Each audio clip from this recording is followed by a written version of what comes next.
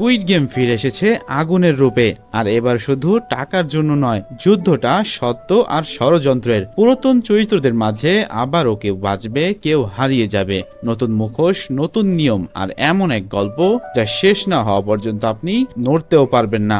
এই ভিডিওতে আমরা ব্যাখ্যা করব স্কুইড গেম সিজন 3 সম্পূর্ণ কাহিনী, টুইস্ট, চরিত্রের বেঁচে থাকা বা মৃত্যু। নেটফ্লিক্সের অন্যতম জনপ্রিয় কোরিয়ান সিরিজে এমন স্পয়লার ফ্রি অথচ চমকপ্রদ ব্যাখ্যা আপনি আগে দেখেননি। তার আগে আপনি যদি আমাদের চ্যানেলে নতুন হয়ে থাকেন তাহলে চ্যানেলটিকে সাবস্ক্রাইব করে পাশে থাকা বেল আইকনটি অন করে দিন। আর হ্যাঁ, লাইক করতে কোনোভাবেই ভুলবেন না, কারণ আপনাদের প্রত্যেকটা লাইক আমাদের নতুন ভিডিও বানাতে উৎসাহিত করবে। তাহলে শুরু করা যাক স্কুইড গেম সিজন 3 এক্সপ্লেনেশন। এপিসোডের শুরুতে দেখা যায় বিদ্রোহ করা সব প্লেয়ারদের মেরে ফেলা হচ্ছে। তখন শিওক নামে একজন প্লেয়ার গার্ড নোয়েলকে রিকোয়েস্ট করে বলে, আমার মেয়ে অসুস্থ, আমাকে প্লিজ মারবেন না। কিন্তু এরপরও নোয়েল তার পেটে গুলি করে, তবে গুলিটা এমন ভাবে করে যাতে সে মরে না যায়। এরপরে নোয়েল তাকে চোখ বন্ধ করে রাখতে বলে যাতে মনে হয় সে মরে গিয়েছে। তো সবাইকে মারা হয়ে গেলেই গার্ডরা কফিনে ভরে লাশগুলো সরিয়ে নিয়ে যায়। এর মধ্যে সিয়কের কফিনে ক্রস চিহ্ন আঁকা হয়, কারণ তার লাশটাকে ওয়ার্করুমে নিয়ে গিয়ে তার অর্গানগুলো বের করে বাহিরে পাচার করা হবে। এই কাজে আজ নোয়েল হেল্প করায় মেইন যে গার্ড ছিল সে খুব সন্তুষ্ট হয়। নোয়েল তার সাথে ওয়ার্করুমে গিয়ে তাদের কাজের প্রসেস দেখতে চাইলে গার্ডটা নোয়েলকে সেখানে নিয়ে যেতে রাজি হয়। এদিকে দেখা যায় গার্ডরা হল রুমে একটি কফিন নিয়ে যাচ্ছে। জু আতঙ্কিত হয়ে কফিন খুলে দেখে ভেতরে গিয়ান রয়েছে। লাকিলি গিয়ান তখনও বেঁচে ছিল। কিছুক্ষণ পরে জ্ঞান ফিরে গিয়ান যখন জানতে পারে তার সব সঙ্গীরা মারা গিয়েছে, তখন সে প্রচন্ড হতাশ হয়ে যায়। এ সময় গার্ডরা হল রুমে প্রবেশ করে এবং জানায় লাস্ট রাউন্ডে 35 জন প্লেয়ার এলিমিনেটেড হয়েছে, আর এই মুহূর্তে 60 জন প্লেয়ার টিকে আছে। তাই ওই এলিমিনেটেড প্লেয়ারদের টাকাগুলো ভোল্টে জমা হয়ে যায়। এতে মোট প্রাইজ মানি দাঁড়ায় 39 বিলিয়নে, যা 60 জনের মধ্যে ভাগ করে দিলে এক একজনের ভাগে 660 মিলিয়ন ওন করে পড়েছে। তো ফলাফল জানিয়ে গার্ডরা এবার বলে তাদের গেমের পক্ষে এবং বিপক্ষে ভোট নেওয়া হবে। এ সময় গিহান আপনজনদের হারানোর বেদনায় একটু ঝামেলা টামেলা করলে গার্ডেরা তাকে হ্যান্ডক্যাপ দিয়ে আটকে রাখে এবং তাকে ছাড়াই ভোট গ্রহণ শুরু করে। আর স্বাভাবিকভাবে আবারও গেমের পক্ষেই ভোট বেশি পড়ে, তাই গার্ডেরা গেম কন্টিনিউ রাখার ঘোষণা দিয়ে চলে যায়। অন্যদিকে গার্ড নোয়েলকে তাদের ওয়ার্করুমে নিয়ে যায়, যেখানে তারা সার্জারির মাধ্যমে লাশের শরীর থেকে অর্গান বের করে নিত। নোয়েল গিয়ে দেখতে পায় ডাক্তার সিওকের অর্গান বের করার প্রস্তুতি নিচ্ছে। তখন নোয়েল আচমকা নিজের গান দিয়ে সেখানে থাকা সব গার্ডকে মেরে ফেলে। তবে সে ডাক্তারকে না মেরে নির্দেশ দেয় যেভাবেই হোক এই লোকটাকে বাঁচাতে হবে, আর এই লোকটা যদি মারা যায় তাহলে সে ডাক্তারকেও মেরে ফেলবে। আসলে নোয়েল কেন এই লোকটার প্রতি এত মায়া দেখাচ্ছে সেটা হয়তো নিশ্চয়ই কোনো কাহিনী আছে। তো গুলি লেগে শিয়কের অনেক রক্তক্ষরণ হয়েছিল, তাই নোয়েল নিজের শরীর থেকে তাকে রক্ত ডোনেট করে এবং ডাক্তার সার্জারি করে তার গুলিটা বের করে দেয়। পরের সিনে ডিটেকটিভ জুনহোকে দেখা যায় সে এখনো স্কুইড গেমের প্লেসটা খোঁজার চেষ্টা চালিয়ে যাচ্ছে। জুনহো ম্যাপ চেক করছিল, তখন চুই তার কাছে গিয়ে বলে তার সন্দেহ হচ্ছে ড্রোন অপারেটরকে হয়তো ক্যাপ্টেন পার্কই মেরে ফেলেছে। কিন্তু জুনহো তার কথা বিশ্বাস করে না, কারণ ক্যাপ্টেন পার্ক তো অতীতে তার জীবন বাঁচিয়েছিল। অন্যদিকে দেখা যায় স্কুইড গেমের প্লেয়াররা ঘুমাচ্ছিল। সকাল হতেই সাইরেন বেজে ওঠে, অর্থাৎ সবাইকে নেক্সট গেমের জন্য প্লেগ্রাউন্ডে ডাকা হচ্ছিল। দেই ঘুম ভেঙেই দেখে গিহান তার দিকে এক নজরে তাকিয়ে আছে। আসলে গতদিন দেই ম্যাগাজিন নিতে এসে আর ফেরত যায়নি বলেই গিহানরা গার্ডের কাছে পরাজিত হতে হয়েছিল। তাই গিহানের ধারণা দেই হয়তো তাদের সাথে বেইমানি করছে, তার জন্যই এতগুলো মানুষকে মরতে হয়েছে। এই জন্য সে দেইয়ের ওপর প্রচন্ড ক্ষেপেছিল। তো সাইরেন বাজার পর সবাই প্লেগ্রাউন্ডে যাচ্ছিল, তখন যাবার পথে দেখা যায় গতকাল বিদ্রোহ করা প্লেয়ারদের অনেকে লাশ ঝুলিয়ে রাখা হয়েছে, যাতে তাদের পরিণতি দেখে আর কেউ বিদ্রোহ করার সাহস না পায়। তো প্লেগ্রাউন্ডে গিয়ে সেখানে একটি বল মেশিন দেখা যায়, যেটার ভেতরে ব্লু এবং রেড কালারের বল রাখা আছে। মেশিনের চাবি ঘোরালে দুটোর যে কোনো কালারের একটি বল বেরিয়ে আসছিল। প্লেয়াররা বল মেশিনের চাবি ঘুরিয়ে নিজের ভাগে যে বলটা পড়ে সেটা সংগ্রহ করে নেয়। সবার বল সংগ্রহ করা হয়ে গেলে মাস্ক ম্যানেজার গেমসের রুলসগুলো জানিয়ে দেয়। এবারের গেমের নাম হলো হাইড অ্যান্ড সিক বা লুকোচুরি খেলা। এখানে বলের কালার অনুযায়ী সবাই রেড এবং ব্লু টিমে ভাগ হয়ে যাবে। প্রথমে ব্লু টিমকে লুকানোর সুযোগ দেওয়া হবে, তারা লুকিয়ে পড়ার পরে রেড টিমের কাজ হবে ব্লু টিমের প্লেয়ারকে খুঁজে বের করা। রেড টিমের কোনো প্লেয়ার যদি ব্লু টিমের কাউকে খুঁজে বের করে মেরে ফেলতে পারে তাহলে সে এই রাউন্ডে জিতে যাবে। কিন্তু যদি নির্ধারিত সময়ের ভেতরে রেড টিমের কেউ ব্লু টিমের কাউকে মারতে ব্যর্থ হয় তাহলে সে এলিমিনেটেড হয়ে যাবে। এছাড়া ব্লু টিমের প্লেয়ারদেরকেও চাবি দেওয়া হয়, তারা চাইলে সেফ এক্সিট খুঁজে প্লেগ্রাউন্ড থেকে বেরিয়ে যেতে পারবে, আর সেই ক্ষেত্রেও তারা জিতে যাবে। এটা শুনে রেড টিমের প্লেয়াররা খেপে যায়, কারণ ব্লু টিমের প্লেয়ারের কাছে যেহেতু চাবি আছে তাই তারা তো ইজিলি বেরিয়ে যাবে। এক্ষেত্রে তো তাদের অ্যাডভান্টেজ অনেক বেড়ে যাচ্ছে। অন্যদিকে খালি হাতে রেড টিমের প্লেয়াররা ওদের কিভাবে পরাস্ত করবে এই নিয়ে তাদের মধ্যে একটি ঝামেলা সৃষ্টি হয়। এই পরিস্থিতিতে তাদেরকে ঠান্ডা করতে মাস্ক ম্যানেজার একটি করে গিফট বক্স দেয়, যার ভেতরে ধারালো ছুরি রাখা ছিল। এই ধারালো ছুরি দিয়ে রেড টিমের প্লেয়াররা ব্লু টিমের প্লেয়ারদেরকে মেরে ফেলতে পারবে। তবে এরপরও দুই টিমের প্লেয়ারদের মধ্যে অনেকেরই নিজেদের টিম নিয়ে অসন্তোষ দেখা যায়। দুই টিমের প্লেয়াররাই ভাবছিল অপর টিমের জন্য হয়তো গেমটা বেশ ইজি, তো এই নিয়ে দুই টিমের মধ্যে তর্কাতর্কি শুরু হয়ে যায়। তাই মার্কস ম্যানেজার তাদের একটি চান্স দিয়ে বলে খেলা শুরুর আগে তারা চাইলে অপোজিশন টিমের কারোর সাথে নিজের টিম চেঞ্জ করে নিতে পারবে। তো এরপর দেখা যায় টিম চেঞ্জ করার সুযোগ পেয়ে প্রথমেই মিগি তার গার্লফ্রেন্ড জুনহির সাথে টিম বদলে নিতে চায়, কারণ মিগি ব্লু টিম, জুনহি রেড টিমে ছিল। জুনহির পক্ষে কোনো মানুষকে খুন করা সম্ভব না, তাই রাউন্ড শেষে জুনহির এলিমিনেট হওয়ার চান্স অনেক বেশি। ফলে জুনের সাথে সাথে তার গর্ভের সন্তানকেও মরে যেতে হবে। এই জন্য মিগি তার সাথে টিম বদলে নিতে চাইছিল। তবে জুনহি মির ওপর এখনো অনেক রেগেছিল, তাই সে মিগির কথা মানে না। তখন মিগি তাকে বলে তাহলে খেলা শুরুর পরে আমি তোমার সামনে গিয়ে দাঁড়াবো, তুমি আমাকে হত্যা করে এই রাউন্ডটা ক্লিয়ার করে নিও, আমার মৃত্যুর বিনিময়ে অন্তত তুমি এবং আমাদের বাচ্চা বেঁচে যাবে। কিন্তু জুনহি এখানে কোনো কিছু না বলে তার সামনে থেকে সরে যায়। এদিকে ইয়ংসি ছিল ব্লু টিম আর তার মা ছিল রেড টিমে। তার মা বৃদ্ধ হয়ে গিয়েছে, তার হাঁটুতেও ব্যথা, ফাইট করার মতো তার গায়ে কোনো শক্তি নেই। তাই ইয়ংসি মায়ের সাথে নিজের টিম বদলে দিতে চায়। তখন তার মা তাকে বলে ছোটবেলায় পাড়ার ছেলেপেলের হাতে মার খেয়ে তুই কান্নাকাটি করতি, জীবনে কখনো কারো গায়ে ফুলের টোকাও দিসনি তুই, তাহলে তুই কিভাবে এখন খুন করবি? উত্তরে ইয়ংসি বলে সে যেভাবেই হোক এই রাউন্ডটি ক্লিয়ার করে নেবে। এই বলে সে মায়ের সাথে নিজের টিম বদলে নেয়। অন্যদিকে দেই ছিল ব্লু টিমে। সে খেয়াল করে গিহান ছুরি হাতে তার দিকে একভাবে তাকিয়ে আছে। এটা দেখে সে খুবই ঘাবড়ে যায়। গিয়ানের তাকানোতেই বলে দিছিল সে প্রতিশোধ নিতে তৎপর হয়ে আছে। দেই গিয়ানের ওপর মারমুখী হলে গার্ডরা দ্রুত এসে তাকে সরিয়ে নিয়ে যায়। এরপরে তাদের খেলার জন্য রেডি হতে বলে। ব্লু টিমের প্লেয়াররা মেইন প্লেগ্রাউন্ডে ঢুকছিল। তখন জুনহি তার গর্বের সন্তানের কথা ভেবে ফাইনালি মিগি টিমের সাথে টিম চেঞ্জ করে নেয়। ব্লু টিমের সবাই প্লেগ্রাউন্ডে ঢোকার পর তাদের লুকানোর জন্য 2 মিনিট সময় দেওয়া হয়। জুনহির প্রেগনেন্সি লাস্ট মান্থ চলছিল, তাই তার লুকাতে সমস্যা হচ্ছিল। এই জন্য জু এবং ইয়ংসির মা তাকে হেল্প করে। তো 2 মিনিট শেষে এবার রেড টিমের প্লেয়ারদেরকে 30 মিনিট সময় দেওয়া হয় ব্লু টিমের প্লেয়ারদেরকে খুঁজে বের করার জন্য।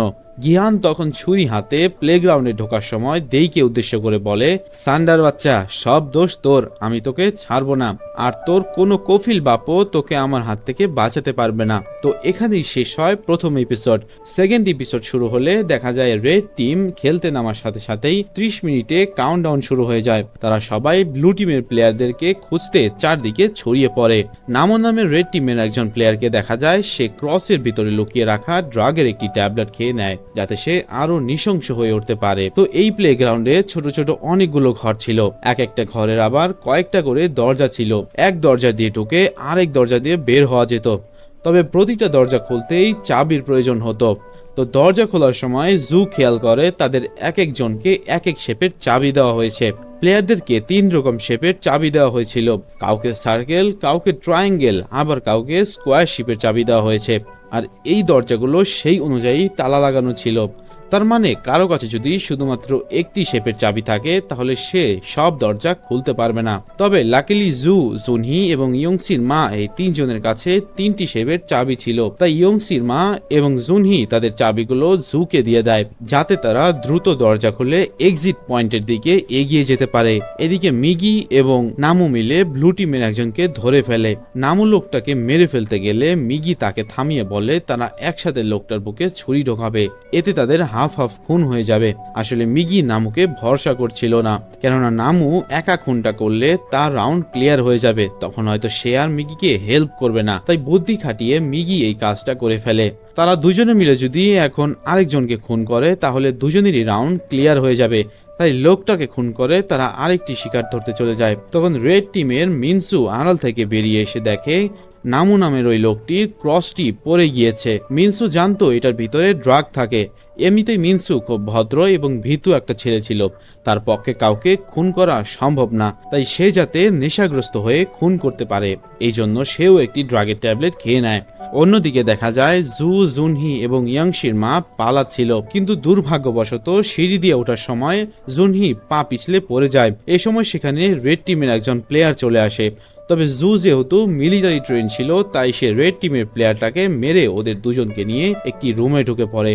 এ সময় মাইকের অ্যানাউন্সমেন্টে জুন শুনতে পায় মিগি এই রাউন্ডে পাশ করে গিয়েছে। তার মানে মিগি আর নামু মিলে ব্লু টিমের আরেকজন প্লেয়ারকে খুন করেছে। মিগি রাউন্ড ক্লিয়ার করে ফেলেছে শুনে জুন একটু চিন্তিত হয়।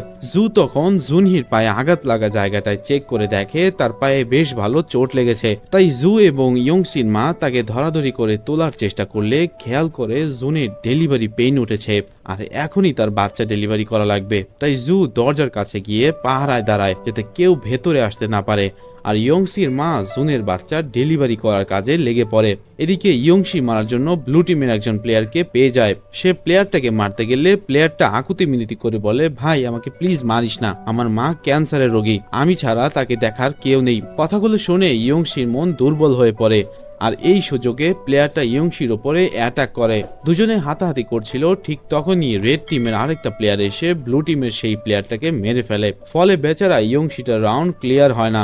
অন্যদিকে ব্লু টিমের আরেকজন প্লেয়ার সেই ভণ্ড তান্ত্রিককে ফলো করছিল আর সে ভুজুং ভাজুং বুঝিয়ে তাদেরকে সাথে নিয়ে পালিয়ে বেড়াচ্ছিল। সে একটা রুমের সামনে দাঁড়িয়ে তন্ত্রমন্ত্র পড়ে বলে এই রুমটা সেফ। এই বলে সে রুমের লক খুলেই দেখে ভেতরে কয়েকজন রেড টিমের প্লেয়ার আছে। এটা দেখে সে তার ফলোয়ারদের কিছু না বলেই দৌড়ে পালিয়ে যায়। ফলে এই লোকগুলোকে অযথাই মরতে হয়। তান্ত্রিক পালানোর সময় দেইয়ের সাথে ধাক্কা খায়, তখন দেই একদিকে দৌড় দেয় আর তান্ত্রিক আরেক দিকে দৌড় দেয়। তবে এবার তান্ত্রিক গিয়ে গিহানের সামনে পড়ে। নিজেকে বাঁচাতে সে গিহানকে বলে তুমি যাকে খুঁজে বেড়াচ্ছ সে দেই ওই দিকে পালিয়ে গেছে, তুমি ওই দিকে যাও আর বেইমানের প্রতিশোধ নাও। গিহান যেহেতু শুধুমাত্র দেইকেই মারার জন্য খুঁজে বেড়াচ্ছিল তাই সে তান্ত্রিককে মারার সুযোগ পেয়েও তাকে না মেরে দেইকে খুঁজতে চলে যায় আর তান্ত্রিক পালিয়ে আরেকটা রুমে ঢুকে পড়ে। আর এই রুমটাই ছিল এক্সিট পয়েন্টগুলোর একটা।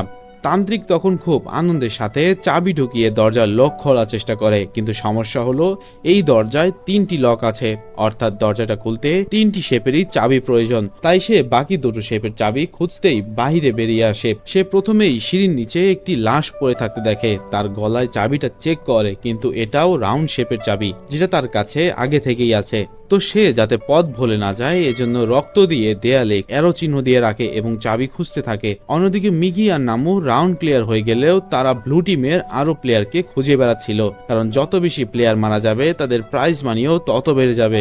ব্লু টিমের জংডু পালানোর সময় খেয়াল করে ওরা দুজনে এগিয়ে আসছে, তাই সে একটি ট্রিক্স খাটায়। সে একটা লাশের রক্ত নিজের মুখে এবং জামায় মাখিয়ে নেয়, এরপরে লাশটার পাশেই মরার ভান করে পড়ে থাকে। এ সময় আবার চাবির খোঁজে তান্ত্রিক জংডুর কাছে আসে এবং তার গলার চাবিটা টান দেয়। ঠিক তখনই জংডু উঠে বসে তান্ত্রিককে চমকে দেয়। তান্ত্রিক তখন জংডুকে জানায় সে এক্সিট পয়েন্ট খুঁজে পেয়েছে। এটা বলে সে জংডুকে নিয়ে আবারও ওই রুমটাতে যায়। জংডুর কাছে বাকি দুটো শেপের চাবি ছিল, তাই 3টে চাবি দিয়ে ফাইনালি দরজাটা লক খুলে যায়। কিন্তু জংডু এখানে তান্ত্রিকের সাথে গাদ্দারি করে। সে তান্ত্রিককে রুমের ভেতরে ফেলে রেখে একাই বাইরে পালিয়ে যায়। নিরুপায় তান্ত্রিক দরজা ধাকিয়ে জংডুকে গালাগাল করতে থাকে, তবে লাভের লাভ কিছুই হয় না। উল্টো সাউন্ড শুনে সেখানে মিংসু চলে আসে।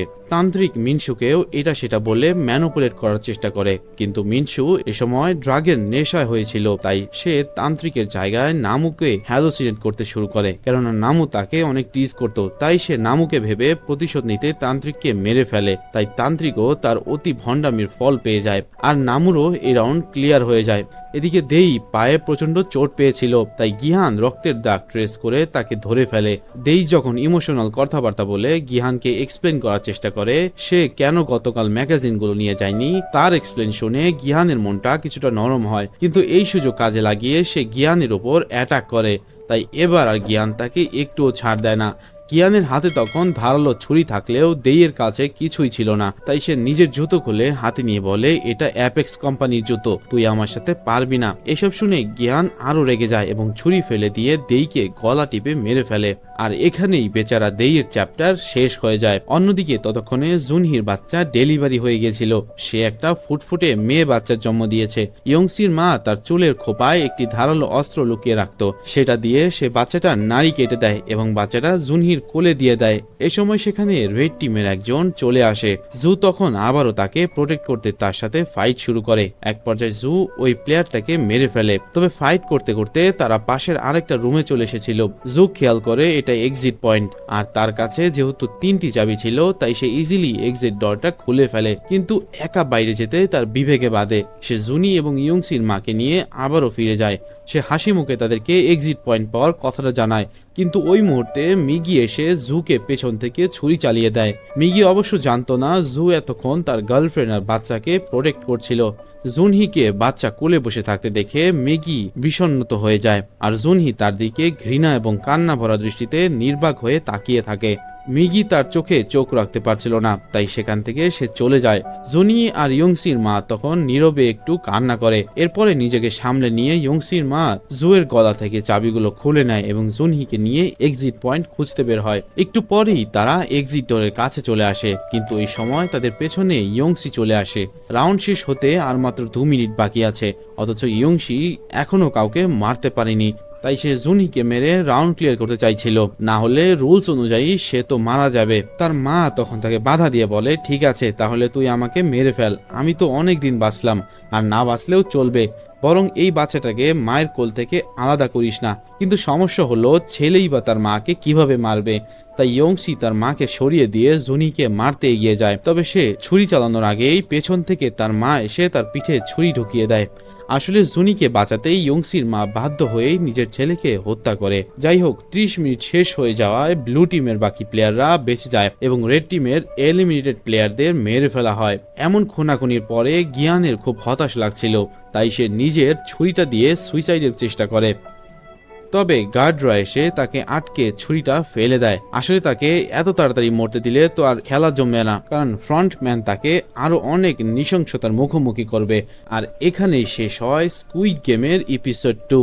তো আমরা আপনাদের সুবিধার্থে 2টি করে এপিসোড এক্সপ্লেন করে দিব পার্ট বাই পার্ট, যাতে করে আপনাদের এগুলো দেখতে বোরিং না লাগে। আমাদের এক্সপ্লেনেশনগুলো আপনাদের কেমন লাগলো? যদি ভালো লাগে থাকে তাহলে একটি করে লাইক এবং চ্যানেলটি সাবস্ক্রাইব করতে ভুলবেন না। আর আমাদের চ্যানেলের সাথেই জুড়ে থাকুন পরবর্তী পার্ট দেখার জন্য।